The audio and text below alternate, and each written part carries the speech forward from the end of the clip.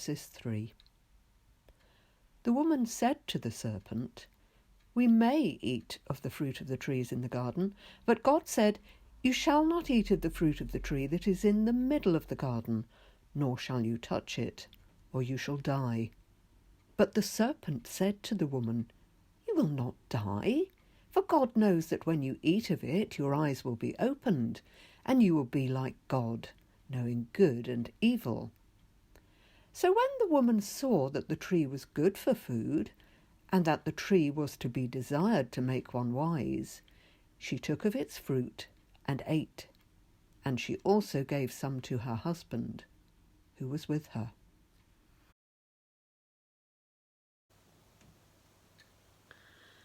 Think of the most perfect, peaceful, beautiful place you've ever been, and double it.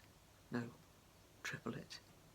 That was Eden, full of flowers and living creatures, birds calling in the trees, fish shoaling in its streams, delicious food everywhere you looked. And we were safe. The sun warmed our faces in the daytime. The pale moon lit starry nights. It was the only home we'd ever known. Distant memory now. And for what? It takes only an instant to fall into thinking you know better than your maker. But the consequences? Living every day with back-breaking guilt is a long, hard sentence. Believe me. Before that day, lions lay down peaceably with lambs, and we'd no idea how precious that was until we'd ruined it. When I saw the serpent winding its scaly length around that tree, the one Pa had said would kill us if we so much as touched it, I was baffled. If that broad, leafy specimen was so deadly, how could he embrace it? I inched a little closer. He oozed towards me along a branch. I know, it sounds ridiculous to say we had a discussion. Can you converse in polar bear or python?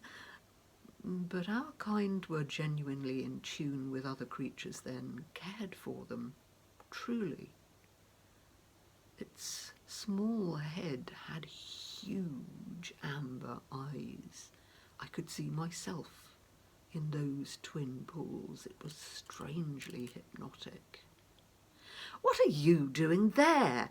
You do know it's strictly out of bounds," I said. His flickering tongue licked the air. "Psst," I heard. "So God told you not to eat the fruit from the garden's trees." Almost an echo of my own thoughts.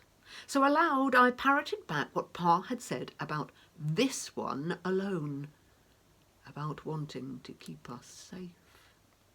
"Oh no," he said, "this fruit will enable you to tell good from evil exactly like him." So why did Pa say? Suddenly those fruits were looking deliciously irresistible. His forked tongue seemed to beckon me. "If you are God's favourite creature, why not make these forbidden fruits your daily bread?" I was an innocent, respectful and trusting. The voice continued seductively. "If you are God's favourite creature, why not throw yourself down on these juicy windfalls? He'd never let you be harmed." Reassured, I edged nearer. He whispered, "If you are God's favourite creature, listen to me. Hop up here. You'll be monarch of all you survey.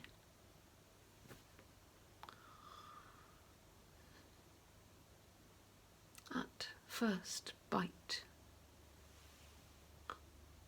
the fruit was sweet,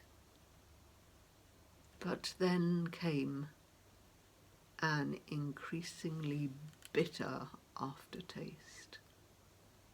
Suddenly I felt cold all over and dived into the bushes for cover.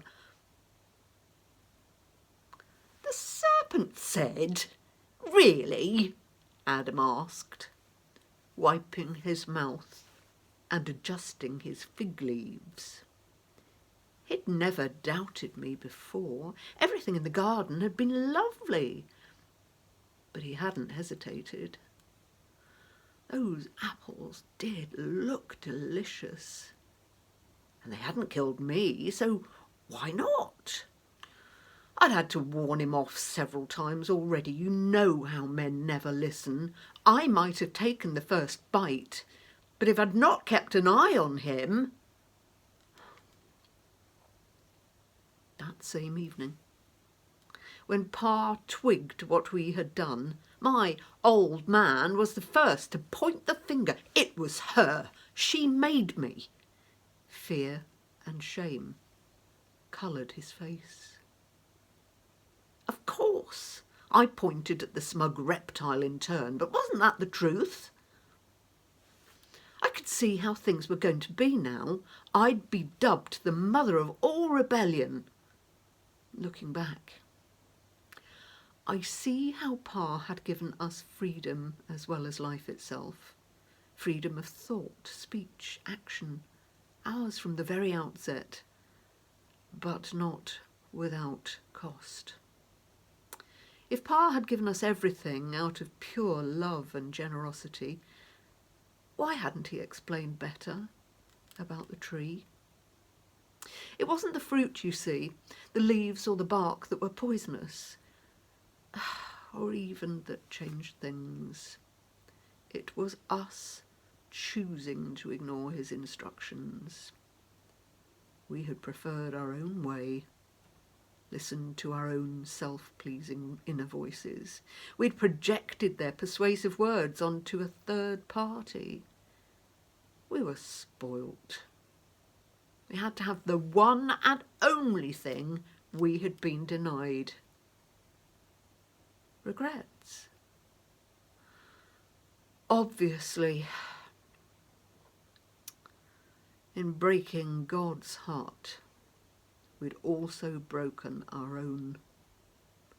A moment's selfishness and self-exalting pride wasn't worth banishment and pain, needless betrayal, enmity, and death. But it's too late now. That mouthful, that aberration can never be untaken.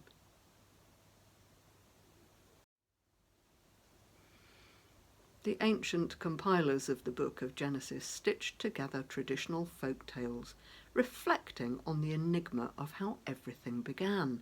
The cosmos, the earth, abundant and diverse life, humankind, everything God had made, and how it all turned sour.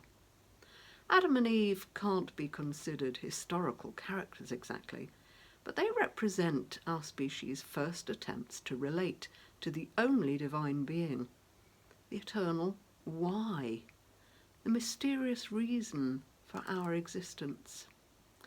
Poor old Eve, she'd always be seen as the weak and gullible one, but neither she nor Adam could fail to recognise the consequences of what they'd done, as life outside the garden became increasingly complicated and arduous. The tale of temptation in the Garden of Eden is almost a mirror image of the one recounting Jesus' 40 days in the barren Judean desert, with which our own Lenten reflections begin. Denying himself all creature comforts, he was on the brink of a new enterprise. In him, God was coming to the very midst of short-sighted, self-interested, but still beloved humankind. Even if centuries of repeated turning away couldn't be undone, perhaps human beings might be persuaded to think again about their behaviour, to abandon rebellious pride for good, and finally reset their relationship with God. Jesus' short earthly drama would also feature a tree and afterwards a garden.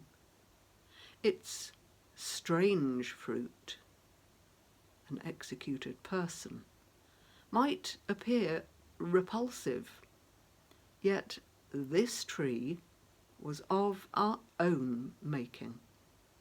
Counterintuitively, this is a tree which the same loving Heavenly Father actively wants us to embrace, to eat regularly of its small, round, symbolic fruit at the altar of remembering. This tree can also open our eyes to good and evil, our ears to discern misleading voices, and our minds to understand what human pride might cost.